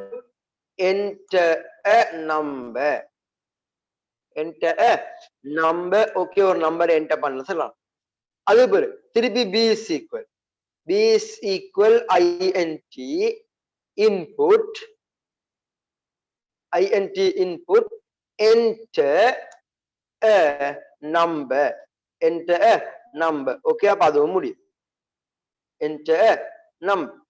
சரி, அப்ப இந்த ரெண்டு முடியுது. அது பேரு கீழ் நம்ம கண்டுபிடிச்சது if a பெரிது b, a பெரிது b ஆ இருந்தால், if a பெரிது b, so then answer நாங்க எழுதினோம் print a, else print b என்று எழுது. சோ இதே எங்கிட்ட சாதாரணமான கோடி வேணுமென்னு ரன் பண்ணி பார்த்துக்கிறேன். இது சாதாரணமான கோடி. இந்த கோடியை ரன் பண்ணா என்டையர் நம்பர் கேக்குது. ஓகே, 4, இன்னொரு நம்பர் 8 ஆன்சரா தந்துச்சு. 8 ஆன்சரா தந்துச்சா இல்லையா? சோ இது ஒரு சாதாரண கேள்வி, இது ஒரு நார்மல் கேள்வி. இப்ப இதே கேள்வியே ஃபங்க்ஷனா மாத்து அப்படின்னு கேட்டா நான் இங்க முதலாவது வேலை என்ன செய்யறேன்னு கேட்டால் ஃபங்க்ஷனா மாத்துறதுக்கு நான் செய்ய வேண்டியது டெஃப் என்று போடணும். போட்டாச்சு. சோ அப்ப நான் இங்க ஃபங்க்ஷனுக்கு பேரு வைக்கிறேன் மேக்ஸ்னம். சோ மேக்ஸிமம் நம்பர் பேரு வைக்கிறேன். சோ பிராக்கெட் ஓபன் பண்ணியாச்சு, முடிக்கிறேன். பிராக்கெட் க்ளோஸும் பண்ணியாச்சு. இப்ப எப்பயுமே இந்த கொலன் மார்க்கு கீழே வர அடுத்த லைன் உள்ள தள்ளுபட்டு இருக்கணும். சோ அதனால ஃபங்க்ஷனுக்கு உள்ள வாராக்களை காட்டுறதுக்காக வேண்டி எல்லாரையும் என்ன செய்றேன், ஒரு கட்டம் ஒரே ஒரு முறை ஸ்பேஸ் பண்ணிக்கிறேன். ஒரே ஒரு முறை என்ன செஞ்சேன், ஒரே ஒரு முறை டெப் ஸ்பேஸ் பண்ணி உள்ள உட்தட்டல் செஞ்சுக்கிட்டேன். சோ இப்ப ஃபங்க்ஷன் சரி, இப்ப ஃபங்க்ஷன் முடியுது. இவ்வளவுதான் ஃபங்க்ஷன். இப்ப இந்த ஃபங்க்ஷனை ரன் பண்ணா இப்ப நான் தெரியுமா செய்ய போறேன், இத ரன் பண்றேன். ரன் பண்ணா இங்க பாருங்க, எனக்கு ரன்னிங் என்ற ஸ்டேட்மெண்ட் வந்துட்டு ஒழிய எந்த ஒரு ஆன்சருமே இங்க வரல. இத மாதிரி என்டையர் நம்பரா ஒன்றும் கேட்கல. இப்ப நான் இங்க இந்த ஃபங்க்ஷனை ரன் பண்ணணுமா, என்ன செய்யணும்னு கேட்டால் அந்த ஃபங்க்ஷன் பேர் என்ன, அந்த ஃபங்க்ஷனுக்கு என்ன பேரு வச்சேன், கெட் நம் பேரு வச்சனா இல்லையா? எஸ், கெட் நம் பேரு வச்சேன். அப்ப நான் இங்க என்ன செய்யணும்னு கேட்டால் அந்த ஃபங்க்ஷனை இப்ப அழைக்கணும். ஃபங்க்ஷன் என்ன செய்யணும், கால் பண்ணணும். சோ ஃபங்க்ஷனை நான் கால் பண்ணணும். சோ ஃபங்க்ஷனை கால் பண்ணினால்தான் நான் என்ன செஞ்சால்தான், ஃபங்க்ஷனை இங்க அழைத்தால் தான் ஃபங்க்ஷன் வேலை செய்யும். இல்லண்டா இந்த ஃபங்க்ஷன் வேலை செய்யாது. சொல்றது விளங்குதா? சோ நான் செயலிகளை எப்ப வாசிச்சாலும் செயலிகளை அழைக்கணும். செயலிகள் அழைக்கும் போதுதான் செயலிகள் வேலை செய்யும். சோ ஃபங்க்ஷனை கோல் பண்றது நாம டயல் பண்ணி கோல் பண்றது இல்ல, ஃபங்க்ஷன் பேரை எழுதுறது. என்ன பேரு? மெக்ஸ் நம். இப்ப பாருங்க இன்டர் நம்பர். சோ எழுதுறேன் 56 76 வந்துட்டா. சோ இன்னொரு நம்பர் காண போறீங்களா? ஓகே எழுதுறேன்னு மேக்ஸ் நம். அடுத்த முறை விளங்கிச்சா? பாருங்க இப்படி இல்லண்டா நான் ஒவ்வொரு முறையும் திருப்பி திருப்பி ப்ரோக்ராம் போய் ரன் பண்ணிருக்க வேண்டி வந்திக்குமா இல்லையா? வந்திருக்கு. சோ அப்ப இந்த மாதிரி ஃபங்க்ஷனா எழுதினால் எனக்கு ஃபங்க்ஷன் பேர் எழுத எழுத எழுத ஆன்சர் வந்து கொண்டே இருக்குது. சொல்ற விஷயம் இல்லைங்கதா?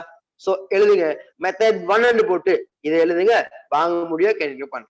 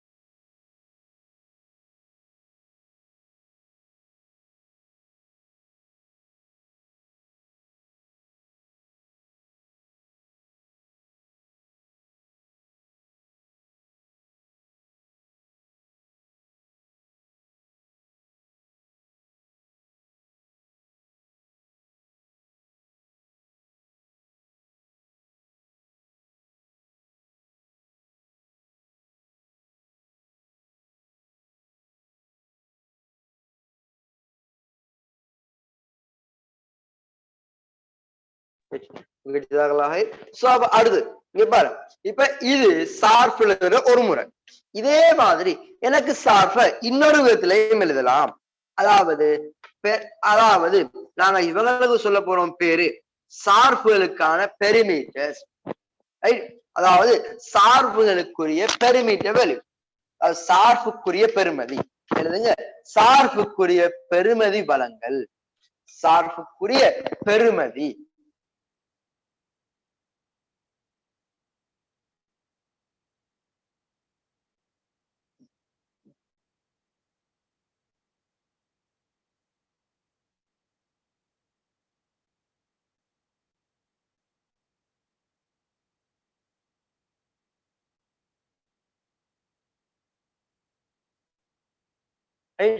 சார்புக்குரிய பெருமதி.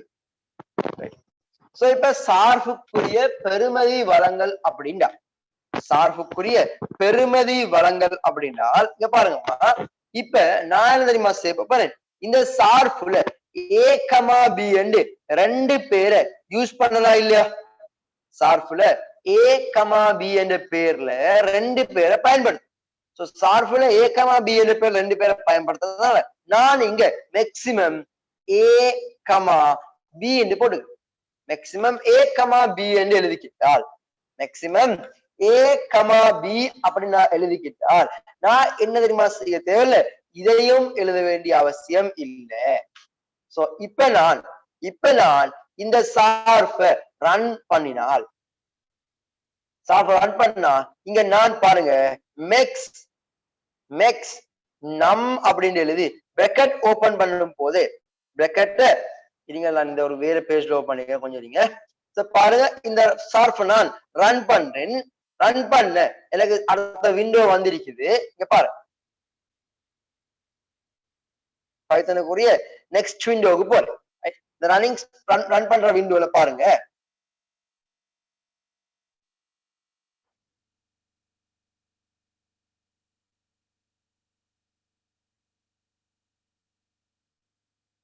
வெயிட், இது மாறுது இல்ல.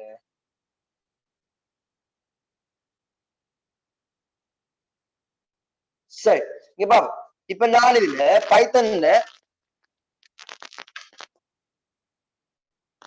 சரி ஓகே. சோ பைத்தன்ல ரன்னிங் விண்டோக்கு வா. சோ ரன் பண்ற விண்டோக்கு வந்தா இங்க இருக்குது. இப்ப அது சார்புக்குரிய இடம் வந்து இப்ப நான் இங்க எழுத மாதிரி நான் இங்க எழுத போறேன் மேக்ஸ் நம் என்று போட்டு பிராக்கெட் ஓபன் பண்ணவே அவரே காட்டுது ஏ கமா பி.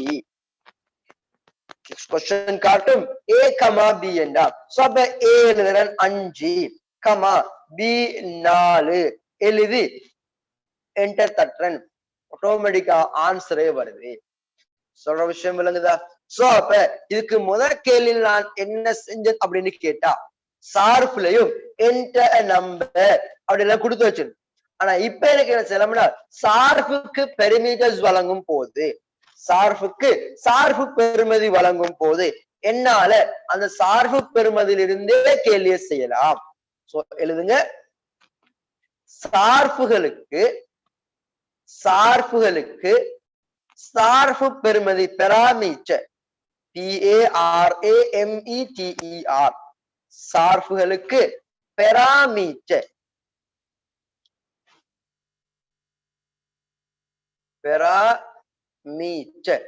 சார்பு பெறுமதி வழங்கும் போது சார்புகளுக்கு சார்பு பெறுமதி வழங்கும் போது அங்கிருந்து சார்பின் உள்ளீட்டை பெறலாம். அங்கிருந்து சார்பின் உள்ளீட்டை பெறலாம்.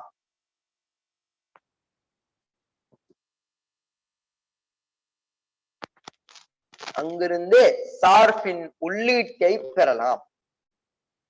இப்ப அதே டைம்ல சார்புகள்ல பாருங்கம்மா பிரிண்ட் மாதிரி சார்புகளை ஒன்று பயன்படுத்துவோம் ரிட்டர்ன் அப்படின்னு. சோ ரிட்டர்ன் வெளி அப்படின்னு சொல்லி சார்பு பயன்படுத்துவோம் ரிட்டர்னுக்கு நீங்க பிராக்கெட் போட வேண்டிய அவசியம் இல்ல. எனக்கு பிராக்கெட் போட தேவையில்லை. So return a return B என்று எழுதலாம். B ஐ திருப்பு A ஐ திருப்பு என்ற மாதிரி return A return B. So திருப்பி பாருங்க, இப்ப இந்த ரிட்டர்ன் A ரிட்டர்ன் B வந்த ஃபங்க்ஷனை ரன் பண்ணினா ரைட்.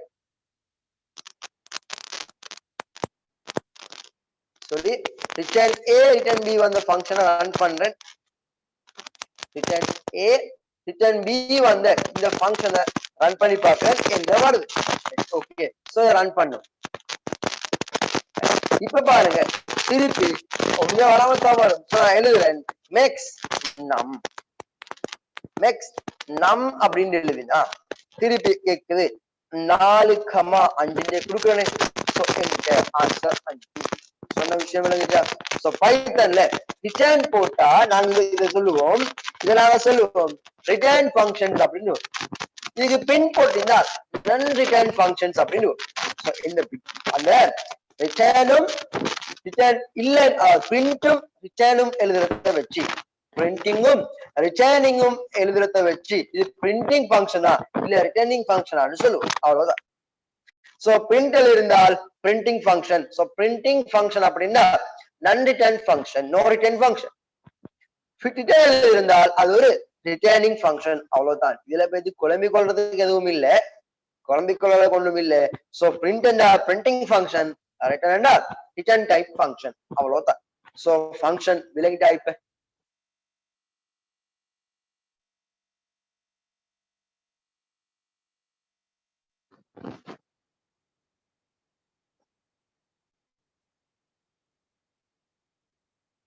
ஃபங்க்ஷன் விளங்கிட்டா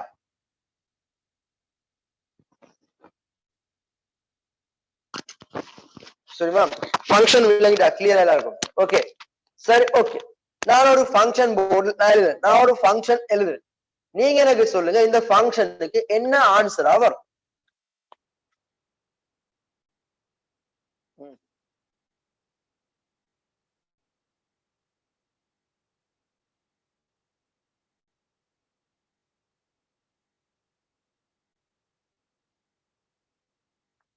நான் போர்ட்ல ஒரு ஃபங்க்ஷன் இப்ப எழுதி நான் போர்ட்ல ஒரு ஃபங்க்ஷன் எழுதிக்கிறேன். இந்த ஃபங்க்ஷன் நான் இன்னும் கொஞ்சம் மோடிஃபை பண்ணிக்கிறேன் பாருங்க. ரைட், இந்த ஃபங்க்ஷன் நான் இன்னும் கொஞ்சம் மோடிஃபை பண்ணிக்க போகிறேன். நீங்க பாருங்க இந்த ஃபங்க்ஷனுக்கு ஆன்சர் எப்படி வரும் என்றதை நான் அவங்கள்ட்ட கேள்வி கேட்கிறேன். இந்த ஃபங்க்ஷன் ஆன்சர் எப்படி வரும் என்றதை கேள்வி கேட்கிறேன்.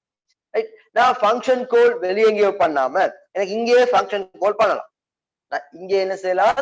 ஃபங்க்ஷன் கால் பண்ணலாம். சோ நான் இங்க எழுதுறேன் ஃபங்க்ஷன் காலிங் மேக்ஸ் நம்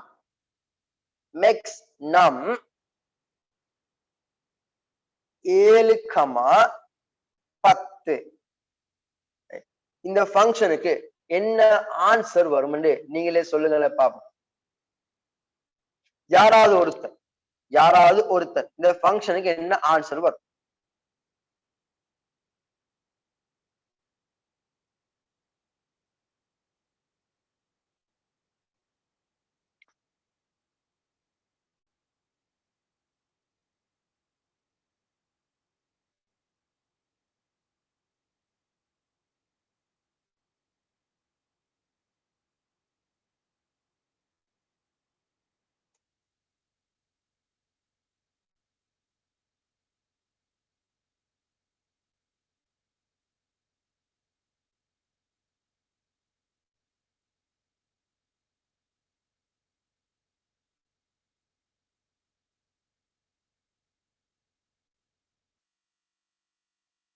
இந்த ஃபங்க்ஷனுக்கு என்ன ஆன்சர் வந்திருக்குது? இந்த ஃபங்க்ஷனுக்கு பாருங்க, நான் ஃபங்க்ஷன்ல கொஞ்சம் என்றால் இங்க நான் பாருங்க, இந்த ரிட்டர்ன் டைப் ஃபங்க்ஷனா இருந்தா இது ஒரு ரிட்டர்ன் டைப் ஃபங்க்ஷன் தானே. சோ ரிட்டர்னிங் ஃபங்க்ஷனுக்கு நான் வேற அந்த எங்க ரன்னிங் சைட்ல வந்து ரன்னிங் ஷெல்ல நெக்ஸ்ட் நம்பர் கோல் பண்ணல ஆன்சர் வந்துடும். ஆனா இங்கேயே நான் எழுதுறதா இருந்தா, இந்த இடத்துல நான் எழுதுறதா இருந்தா கட்டாயம் இங்க நான் பிரிண்ட் போட்டிக்கணும். ஏன்னா இந்த ஃபங்க்ஷன்ல பிரிண்ட் ஸ்டேட்மெண்ட் இல்ல. இந்த ஃபங்க்ஷன்ல என்ன இல்ல? பிரிண்டிங் ஸ்டேட்மெண்ட் இல்லதானே. சோ பிரிண்டிங் ஸ்டேட்மெண்ட் இல்லாதனால இந்த மாதிரி ஃபங்க்ஷனா இருந்தா இங்கேயே பிரிண்டிங் ஸ்டேட்மெண்ட் எழுதிருக்கணும். ஓகே, சோ இப்ப பாருங்க இந்த ஃபங்க்ஷன் நான் இப்ப ரன் பண்ண போறேன். a சமன் 15 a கமா b இந்த இடத்துல எழுதுறாரு a பெரிது b 7,10 a பெரிது b 7,10. சோ இப்ப இந்த ஃபங்க்ஷனை நான் ரன் பண்ண இந்த ஃபங்க்ஷனை பைத்தன் ஷெல்லு கொண்டு போய் ரன் பண்றேன். சோ ரன் பண்ணினால் இது பாருங்கம்மா, ரன் பண்ணா வந்திருக்கிற ஆன்சர் என்னன்னு கேட்டா, இத ரன் பண்ண எனக்கு வந்த ஆன்சர் என்னன்னு பார்த்தால், இத ரன் பண்ண எனக்கு வந்த ஆன்சர் பாருங்க, அந்த ஆன்சர் 10. அதாவது இங்க ஏக்கு 15 வெளிவு இருந்துச்சு, திருப்பி ஏக்குரிய வெளிவா நான் 7 வழங்கிக்கிறேன். திருப்பி 7 வெளிவா என்ன வழங்கிக்கிறேன்? 7 வழங்கி இருக்கிறேன். சோ 7 எழுதினதுனால ஏக்குரிய வெளிவா 7 எழுதினதுனால ஃபங்க்ஷனுக்குள்ள அது 7 எடுக்குது. சோ நான் உங்களுக்கு இன்னொன்னு இதை விளக்கமா காட்டுறதுக்கு இங்க இப்ப எழுதுறேன் print a. print a இங்க பாருங்க, இதை ரன் பண்ணா ஏட வெளிவு இப்ப 15 காட்டுது. விளங்குதா வித்தியாசம்? இங்க பாருமா, இதுக்கு இப்ப எனக்குரிய ஆன்சரா a சமன் 15 மேக்சிமம் காணும் போது டெஃப் இந்த சார்புக்குள்ள மட்டும் ஏட வெளிவு, சார்புக்குள்ள மட்டும் ஏட வெளிவு என்னவா இருக்குது? 7 இருக்குது. சார்புக்கு வெளியில ஏட வெளிவு 15 இருக்குது. இது விளங்குதா உங்களுக்கு? சோ நான் வேணும்டா இங்கே ஒரு பிரிண்ட் ஸ்டேட்மெண்ட் எழுதியே காட்டுறேன். print a. சோ பாருங்க, பிரிண்ட் ஏன்னு கொடுத்திருக்கிறேன், மேக்சிமம் பெருமதி கண்டிக்கிறேன். இப்ப இந்த பிரிண்ட்ன்றது சார்புக்குள்ள இருக்குது, பார்த்தா விளங்கணும். டெஃப்க்கு உள்ள உட்தட்டுல வந்திக்குதா, அப்ப இந்த பிரிண்ட் ஏ சார்புக்கு உள்ள பிரிண்ட் ஏ. இப்ப இந்த ப்ரோக்ராம ரன் பண்ண, இந்த ப்ரோக்ராம ரன் பண்ண 10 15 சாரி சர்வ் பண்ணலையா ப்ரோக்ராம்,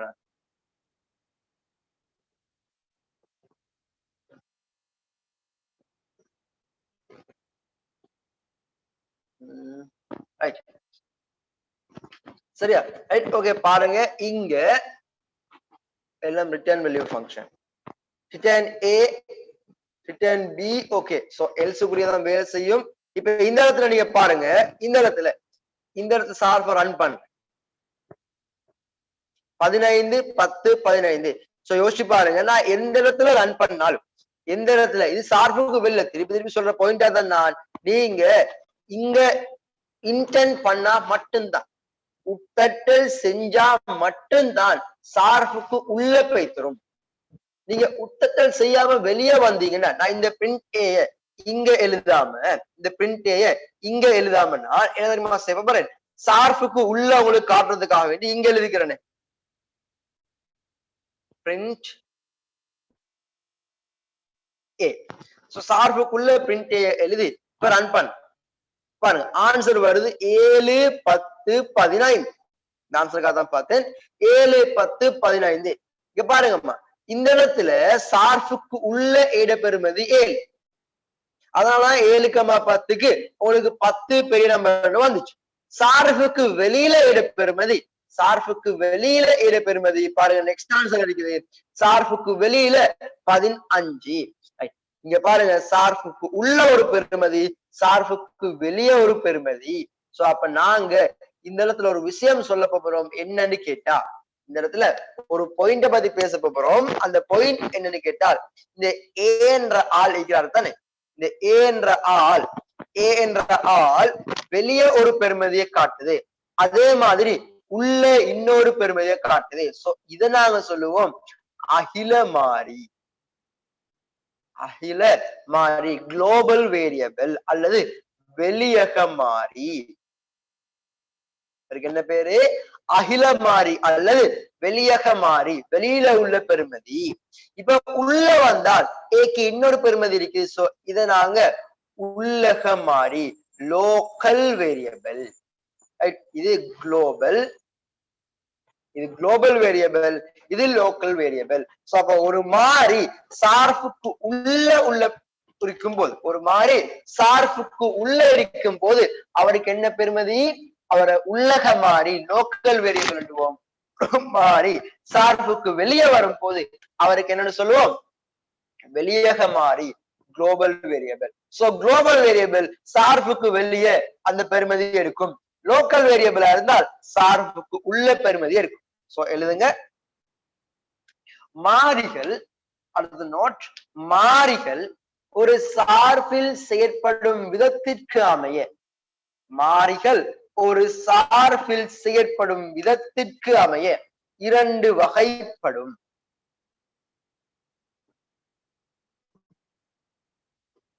மாறிகள் சார்பில் செயற்படும் விதத்திற்கு அமைய 2 வகைப்படும். ஒன்று வெளியக மாறி, அடுத்தது உள்ளக மாறி. வெளியக மாறி, உள்ளக மாறி. வெளியக மாறினால் குளோபல், இது லோக்கல். குளோபல் வேரியபிள் என்றால் மாறிக்கு வெளியே உள்ள, அதாவது சார்புக்கு வெளியே உள்ள பெருமதி. வெளியக மாறினால் சார்புக்கு வெளியே உள்ள பெருமதி, உள்ளக மாறினால் சார்புக்கு உள்ள பெருமதி. சோ இங்க பி குளோபல் மாறியபிளா, அதாவது இங்க பி என்றது குளோபல் வேரியபிளா இல்ல லோக்கல் வேரியபிளா, நீங்க சொல்லுங்களேன். இங்க பி குளோபல் வேரியபிளா லோக்கல் வேரியபிளா?